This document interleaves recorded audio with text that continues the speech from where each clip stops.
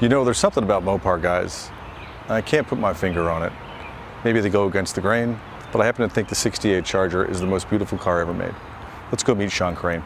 He's a diehard Mopar guy with a long family history of Mopars. Mopar or no car?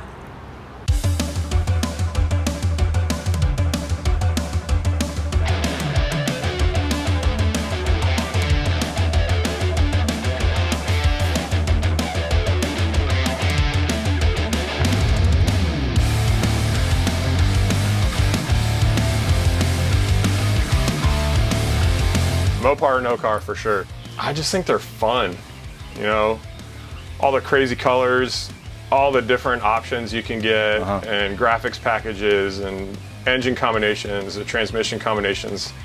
There were so many Mopars that were one-of-one cars because you could get it done however you wanted. The high impact colors were just the best. The Panther Paint TA Challenger is one of the coolest cars ever made. There you go. Show up next to a guy at a stoplight in a pink car and let her rip. It'll smoke you. Yeah. And you grew up working on them, right? Yeah, with my dad, yeah. My dad was a big Mopar guy. He's had some cool ones. Superbirds, a lot of RoadRunners. So you're in the music business. There's always a correlation between hot rods and rock and roll. What do you think that is? Going fast and leaving everything in the rearview mirror and on to the next city. There you go. It's all kind of the same thing. This is a 71 Plymouth Satellite RoadRunner clone, 383, 727, and she's my baby.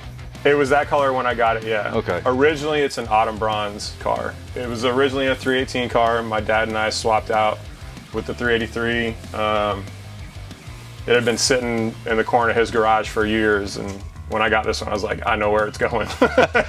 I've been looking for a really long time and had some people in my life that were telling me I'd never get one, and as soon as they were gone, I found the car and drove down to Nolensville and drove it home. The first time I took it out was to the Good Guys car show down at the racetrack, and I was so proud. I'd gotten it all running, and we just got the exhaust on it, wiring done, and the front driver tire popped, and it was one of those things like I knew it needed new tires, but I didn't have the fucking money for it.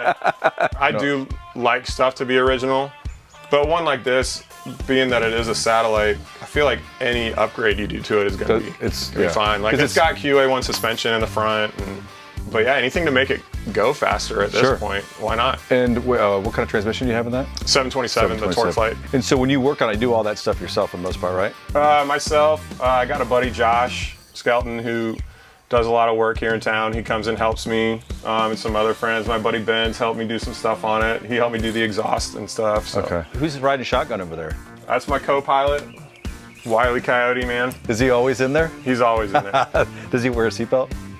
Sometimes. Sometimes he wears He's a little crazy, so. A lot of kids come up to it, which I always think is fun, because they see the cartoons on the side, they see Wile E. Does it have the horn? It's got the horn.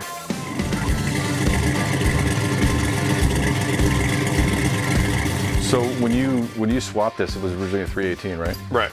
So what you did all that work yourself. What'd you do with the 318? It went back into the same corner of my dad's workshop that this one came out of, so it's still around. So it just swapped it? Okay. Yeah. A lot of the stuff for this car you can get now again. For a long time it was so hard you had to go picking in junkyards and stuff like that, or find a donor car. And I forgot to ask, this is an automatic, right? Yeah. Okay. It's a column shift, but I've got all this stuff to make it a console shift, which is another one of the next plans for it. Yeah. This I'll kind of leave as it is. Yeah. I've got more things I want to do to it, like put in a different rear end. It's an 8 1/4, but I've got an 8 3/4 sitting out in the shed, ready to go in. Okay. So if we blow this one up today, it'll give me an excuse to do it. I think I know what this is. That's the Beep Beep horn. Yeah. And Chrysler actually paid Warner Brothers for the rights for the sound. There it is.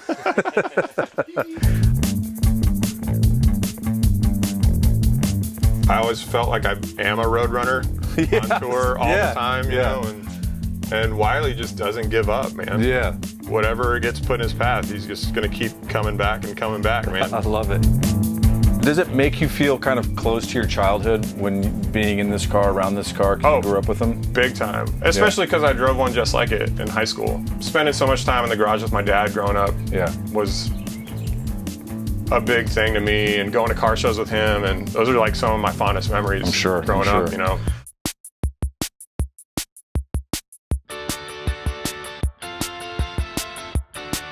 So funny, I just instantly transported back to the 70s, man. It's the best time, man. Even with these, everything about Gotta have the fuzzy dice. Everything about this just screams cool to me.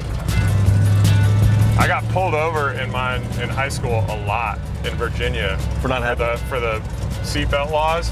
And cops would think I wouldn't be wearing my seatbelt. But you're like, I got a lap on it. It's all they made. Yep. What am I supposed to do? I'm like, if you just wanted to talk to me about my car, you could totally do that. I'd be totally fine. Dude, it sounds great, man. I love it. And the seats are perfect condition. That was one of the reasons why I picked the car up, because the guy most of the interior was done, so. Except when it's summertime, I'm sure it's not. It gets warm. Yeah, I'm glad it's only like 80 today, right. 'cause we'd be sweating pretty good. And you said about, what, 8 miles a gallon? I think it's somewhere in there, yeah. It likes the old dinosaurs. Yeah, it smells like one. The Mopar has the smell. Yeah. And it sounds stupid, but it kind of reminds me of like when I smell it, it takes me to a certain place. And, you know, with you being in the music business, it's almost like a song, right? Like a certain song takes me to a certain place. Oh, 100%. You know what I mean? 100%. Like specific song, specific place. Just being behind the wheel, like the smell, the sound, like I'm immediately back to being a kid with my dad driving around. And it just feels good. Yeah. Feels great. Totally get it, man. So having the car talks, learning all the life lessons. Absolutely.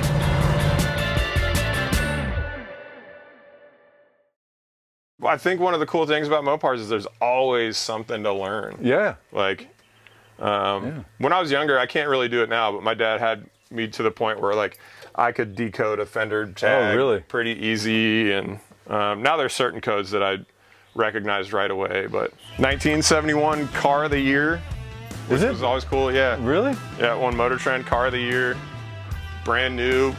You could go in and get one for like $3,200.